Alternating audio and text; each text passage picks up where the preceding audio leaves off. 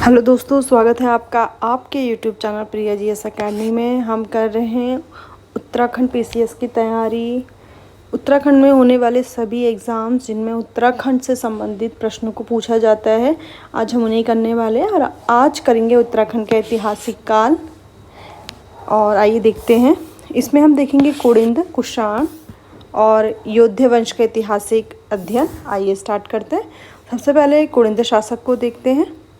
इनका परिचय देखा जाए, उत्तराखंड में शासन करने वाली पहली राजनीतिक शक्ति कुड़िंद लोग थे। देखिए, ये पॉइंट याद रखना है, राजनीतिक शक्ति बोल रहा है, ऐतिहासिक शक्ति नहीं बोल रहा, राजनीतिक शक्ति बोल रहा है। तो राजनीतिक शक्ति पहली कौन हो गई? कुड़िंद थी। राजनीतिक शक्ति का मतलब होता है एक ऐसा राजवंश जो एक स्पेसिफिक एरिया में काम करता है, उसका एक विशिष्ट क्षेत्र होता है और साथ में क्या होता है, उसके अपने कॉइन्स होते हैं, अपने सिक्के होते हैं। मतलब बोलते हैं ना, उसका सिक्का चलता है, तो ऐसे इनके कॉइन्स भी होते हैं। बट ये हिस्टोरिकल से कैसे डिफरेंट होता है? हिस्टोरिकल पावर जो होगी उसका क्या होगा, उसका इतिहास में वर्णन मिलेगा, उसका इतिहास में पूर्ण रूप से वर्णन मिलेगा। उसका क्रोनोलॉजिकल ऑर्डर होगा, उसके कुल के बारे में, उसके जो क्रोनोलॉजिकल ऑर्डर है कि पहले ये राजा हुआ, फिर दूसरे नंबर पे ये राजा हुआ, उसका भी विवरण हमें ऐतिहासिक उसमें मिलता है।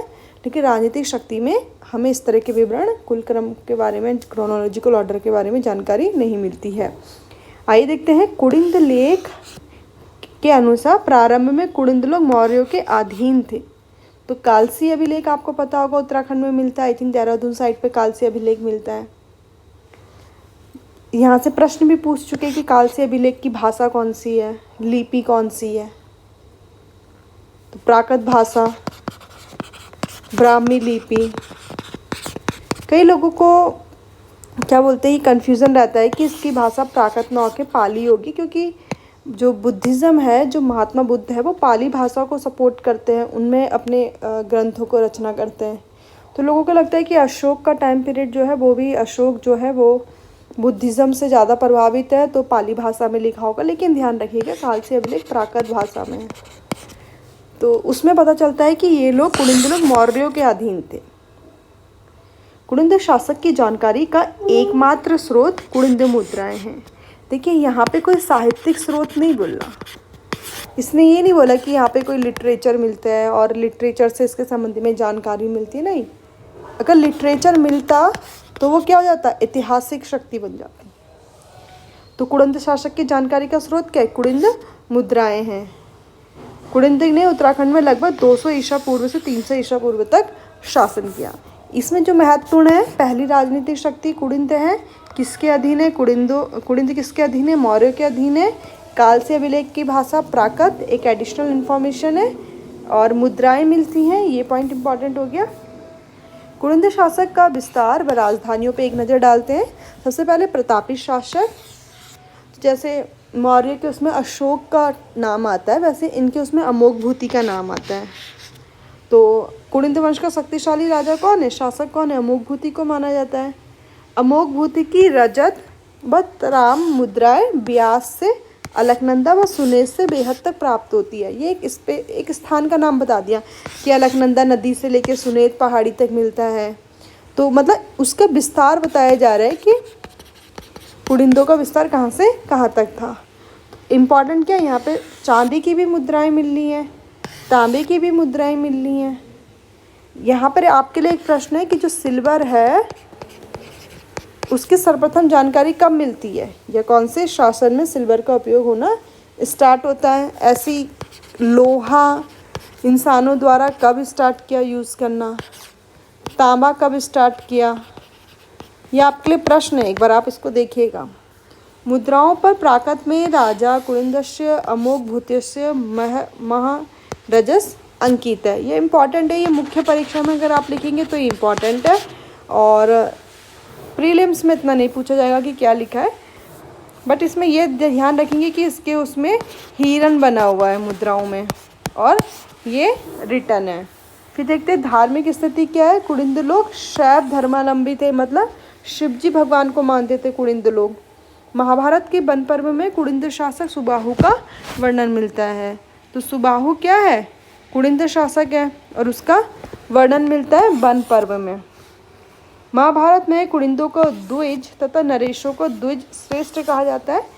ये इंपॉर्टेंट शब्द है, ये नहीं पूछेगा कि कुड़िंदों को क्या कहा जाता है, द्विज कहा जाता है, लेकिन ये एडिशनल इन्फॉर्मेशन है कि द्विज का मतलब होता है जो 2 बार जन्म ले। जैसे दांत होते, टीथ होते हमारे, उसको द्विज कहते हैं।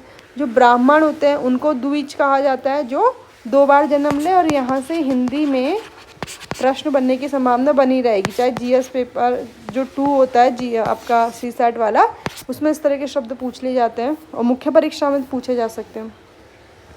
कुड़िंदों की राजधानी देख लेते हैं। तो कुड़िंदों की पहली राजधानी कलकूट थी और दूसरी शत्रुघ्न थी। इस तरह से प्रश्न पूछे जा सकते हैं कि पहली राजधानी कहाँ थी, दूसरी राजधानी क्या है।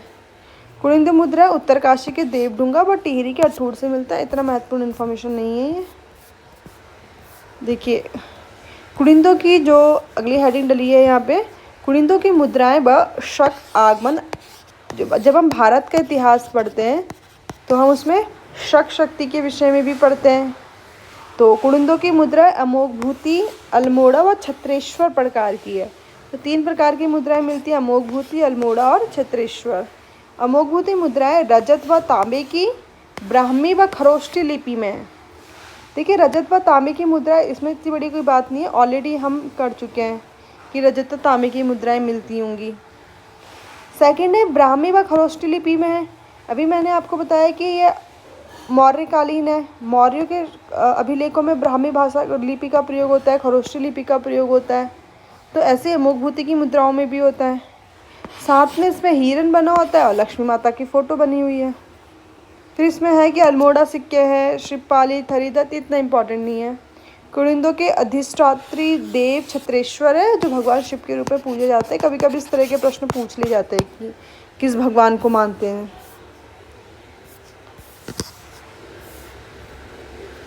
देखिए यहाँ से अगली हेडिंग है कुषाण काल व योध्या वंश। तो कुषाणकालीन साक्ष्य बहुत ज़्यादा महत्वपूर्ण है, यहाँ से प्रश्न बने हैं। अभी हमने पढ़ा कुड़िंद, कुड़िंद के बाद हम पढ़ रहे हैं कुषाण। तो आइए देखते हैं कुषाणकालीन साक्ष्य। मुख्य मुद्राएं हैं वीरभद्र, ऋषिकेश में मतलब जो वीरभद्र है मुद्राएं, मोरध्वज, गोविशाण, ये स्पेसिफिक नेम है स्थानों के। और यहाँ से किस तरह के प्रश्न बनते हैं कि ये स्थान कहाँ पर है और कहाँ से मुद्राएं बनी। जैसे मुद्राएं मिलती है वीरभद्र से, तो वीरभद्र कहाँ है, ऋषिकेश में है। मोरध्वज कहाँ है, कोटद्वार में है। गोविशाण कहाँ है, काशीपुर में है।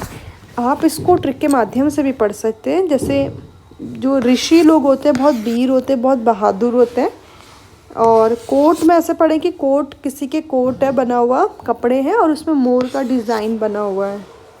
गोविशाण तो काशीपुर है, आप याद कर लें कि इसकी ट्रिक अगर आपके माइंड में हो तो बहुत अच्छा। लेकिन इन 2 को तो ट्रिक से याद किया जा सकता है और यहाँ से प्रीलिम्स में क्वेश्चंस ऑलरेडी पूछे जा चुके हैं। शक्तिशाली शासक कनिष्क था जिसका पुरोहित पतंजलि था। बहुत इंपॉर्टेंट है। कुषाणों का सबसे शक्तिशाली राजा कौन हुआ, कनिष्क हुआ। जब हम इतिहास पढ़ते हैं, भारत का इतिहास पढ़ते हैं, तो हम कुषाण कनिष्क की बनाई हुई 8 फॉर्म्स भी पढ़ते हैं, जिसमें पढ़ते हैं कि वो बुद्धिज़्म को मानता है, महात्मा बुद्ध को मानता है। महात्मा बुद्ध की क्या बोलते हैं, पत्थर से बनी हुई मूर्तियाँ बनाई गई हैं इनके शासनकाल में। और बाकी इतना इम्पोर्टेंट नहीं है कि वासुदेव की 3 मुद्राएं यहाँ से मिलती हैं। इस वीडियो में इतने ही। अगली वीडियो में देखेंगे योध्या वंश। Thank you for watching Priya GS academy. अगर आपको वीडियो पसंद आई हो तो प्लीज़ वीडियो को लाइक कीजिए और चैनल को सब्सक्राइब कीजिए।